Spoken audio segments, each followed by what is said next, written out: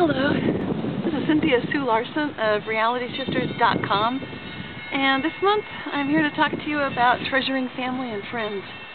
And that's something that has significant meaning to me, as a very dear friend of mine passed away this past month, and I've realized that this is a process of grieving, of course, that I'm going through, but it's also a time of rediscovery and recreating and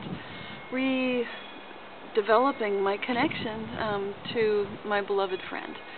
And I guess what I'm trying to say here is that I'm feeling a fresh sense of my heart being open, really raw, and I'm taking the opportunity to connect with some family and friends that I haven't seen for a long time or have lost touch with. So I'm making the most of this time, and I think that's very important for all of us to do all the time.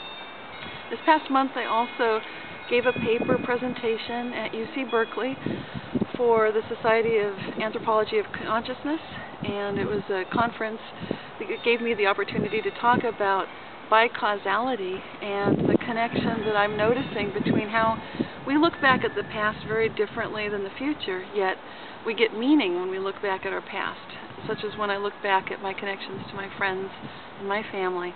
And when we treasure those relationships and feel a great sense of love and value in a way that permeates our entire being, then there's something different than the traditional sense of loss. Yes, there's a loss, but at the same time, it's a way of feeling a great deal of reconnection.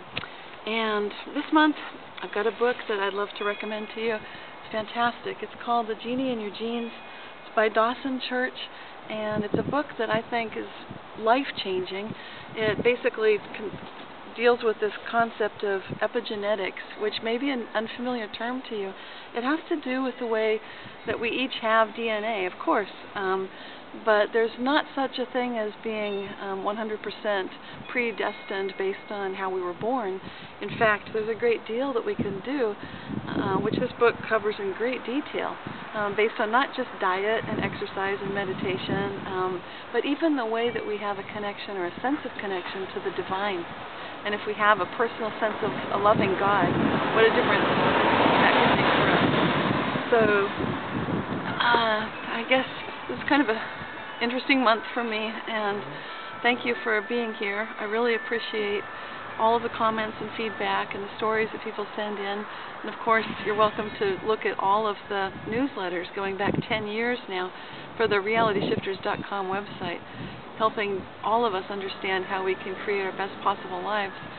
And I'd like to invite you to think of ways you can more carefully treasure your family, your friends, your connections, and looking back, how you can bring meaning back into your life, how you can bring those connections with you everywhere you go.